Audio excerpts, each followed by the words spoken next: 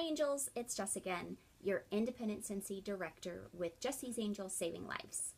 It's still September 14th and I'm just trying to get some videos out for you guys because I've been meaning to do it and I just know how helpful it is. I actually was very surprised today that I woke up to a Facebook message and this sweet, sweet lady that just started her business in Spain, which I'm so excited. Her name's Maria. Hi, Maria. She had shared that she watches some of my videos and that they're helpful. So that just meant so much to me.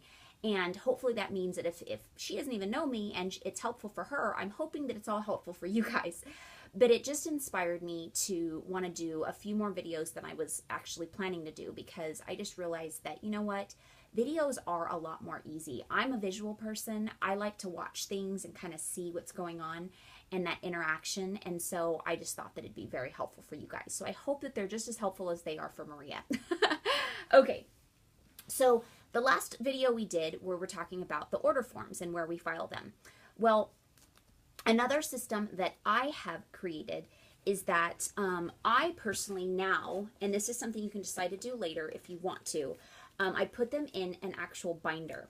And they are also by month, and then I file them by first name. And so what I do, my screen just kind of went dead, brown. What I do is because I remember, and this is just me, so you guys will decide what you want to do, but I remember my customers by their first name. And so I will file them by their first name, okay? So when I'm looking for Susan, I will just go to the S, and if I can't remember if they ordered in August or July or wherever, all I have to do is go to the S's in each month, and there they are.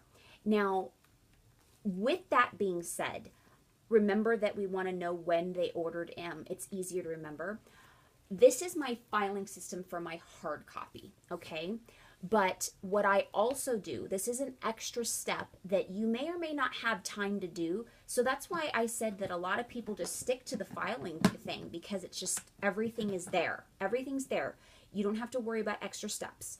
This is just something for me that I've decided I wanted to do, is that before the orders go in here, I actually put them in a spreadsheet on a tab, okay?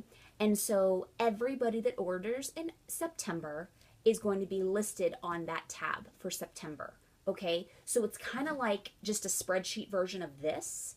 And so I could do the same exact thing is instead of pulling the files out, I could just pull up that tab and go, okay, all these people, and I can kind of go through and I'll know who has been connected with or who's bought since that time. And then I will be able to, and what I do is if they order, I will put like a red mark and in the screen, in the spreadsheet, and then I'll know that they've ordered since that date. So then I can look through the further tabs and go, oh my gosh, okay, it's September, she just ordered, even though I'm going back a couple months to see who ordered that month. So I'm not going to call her and be like, hey, do you need a refill when she just ordered in September, right? So, you know, there's so many different systems. What I strongly suggest is if there's a system you use at your current job or one that you used to work at that really worked as far as follow-ups, because to be honest with you, pretty much every industry has some type of a follow-up system for something that you have to follow up with bill collectors or customers or clients, patients, some way they have to have some type of a filing system, okay? And so if you are, you know, blessed enough to have worked in a place like that, what do they do? And see if you can implement that into your business. I worked at a dental office for about 6 months when I was pregnant with my first son. Well, I only have one son, but my first child. And I realized that, you know, when they walk in, we have them fill out their own follow-up card, okay?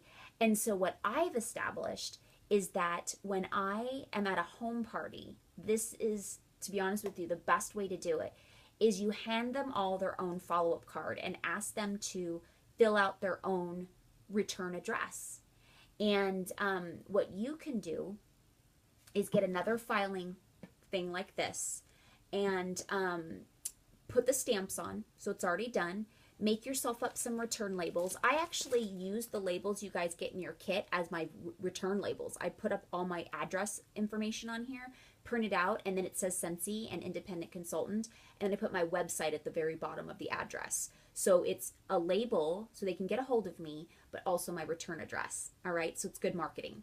But anyways, I will have it all ready to go. It's already filled out by them, my labels on it, my stamps on it, and then I will, that party, I will stick in the 3 months from then. So I know that if, depending on what they check out, whatever they choose, whether it's 3 months, whether it's once a month, whether it's every party, if they say I want to be followed up with next month, I will put it in the next month's file. And all I have to do is pull it out and stick it in the mail. And then that reminds them that they, that they need to call you or whatever. But here's another step. Make sure that you're logging what you're mailing and who you're following up with. Because you may forget that you called that person. You may forget that you sent them a postcard. So I also have a spreadsheet of every follow-up that I have. So when I send that follow-up card to that person, I will have a second column that says postcard and then date mailed on this date. So then I know they've been followed up with. Okay? So hopefully that'll give you guys some ideas of how to track your order forms and what to do with them. As another thing that I do want to tell you is that you have 2 years to keep your order forms by basically by law. So if you ever got audited, they need to be able to see these order forms that you're actually placing. So do not throw these out until you have been in the company for at least 2 years.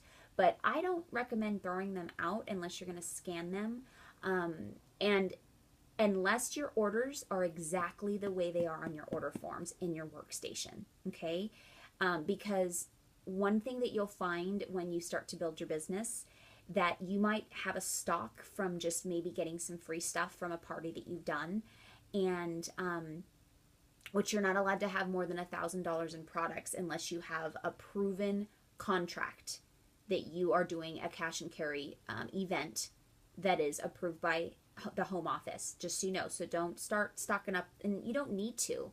You don't know who's going to buy. A lot of other party planning companies require you to have stock, and then you just have to hope that it's going to sell off. Can't tell you how many consultants on our team used to be consultants of other businesses, and they tell me how they have loads and loads of product that they invested in and they can't get rid of it. So it was wasted money, right?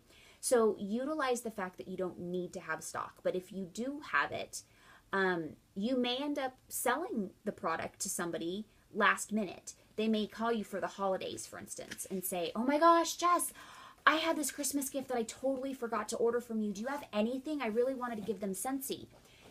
And then you have a warmer and you sell it to them. Well, that's product that's already purchased. It's not going in the workstation. So what you do is you want to reorder yourself something so you have like something on hand, and you put it in their under their name, just so you know that they ordered. Now, you may not want to put it under their name. You may want to just put it under your name to reorder. So there's nothing in their order history that's inaccurate. But the thing is that you have to be able to see the products that they've purchased from you.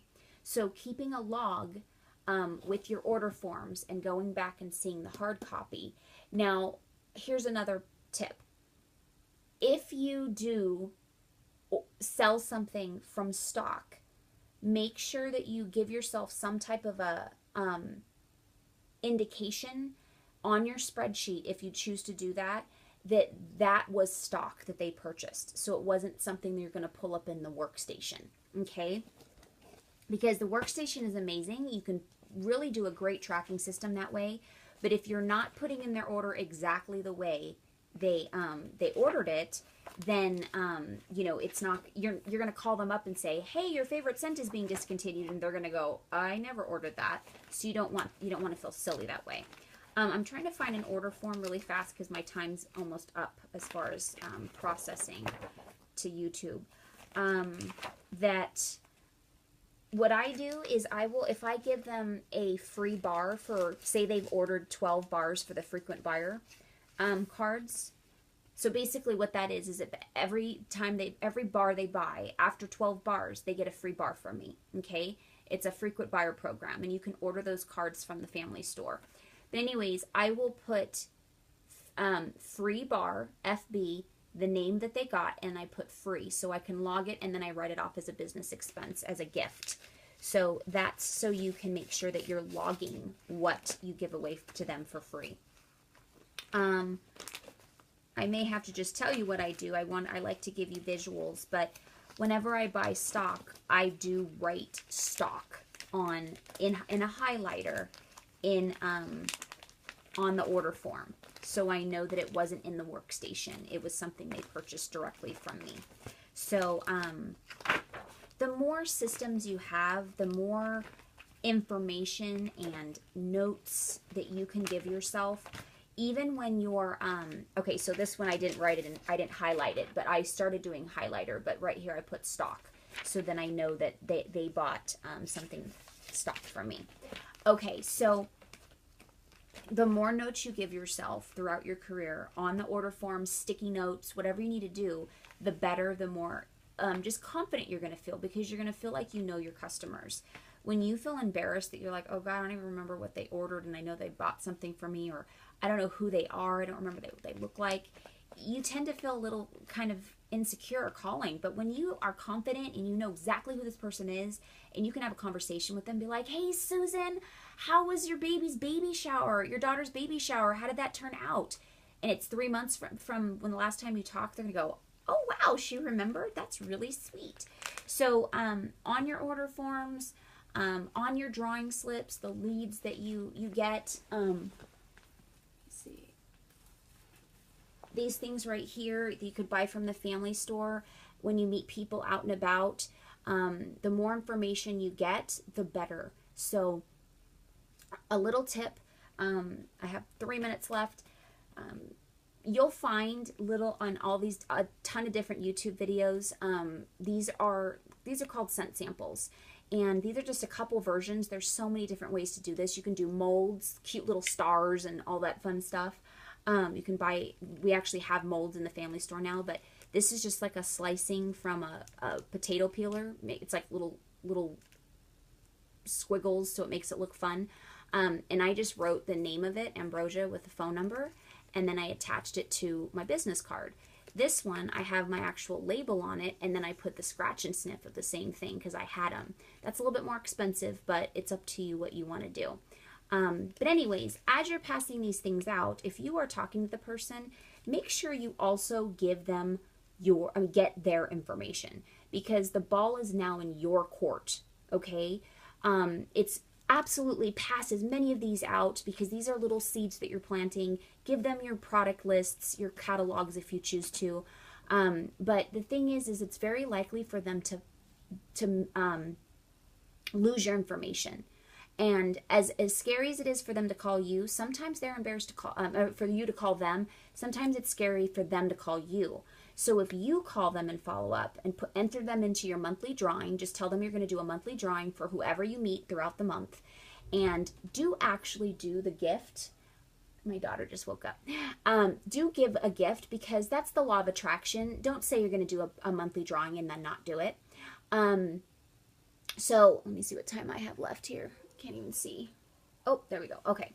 And so when you call them, you know, they see that you're professional. They see that you're serious. Be like, hey, Susan, I met you at Starbucks, and it's been a couple weeks and haven't heard from you. I just wanted to see if you were able to look through that catalog I gave you, and if there was anything you found. Or, you know what, I gave you that Sugared Blooms sample that you fell in love with, and I'm placing an order, and I just wanted to see if you needed anything, because I actually can save you shipping charges if I put this order on my party that I'm closing. And then you sound like you're doing them a favor, right? You're not begging them for an order. You're saying, I'm doing you a favor, honey. I'm calling you, and I'm letting you know that I'm saving you shipping charges. So again, remember, you're doing them a favor. You have the gift to give them. They're not doing you a favor by placing an order. You're doing them a favor by providing an amazing product. or booking their party for them so they can get things for free and half off and sharing this amazing product with their friends and family, or blessing them with the amazing business opportunity that you have available.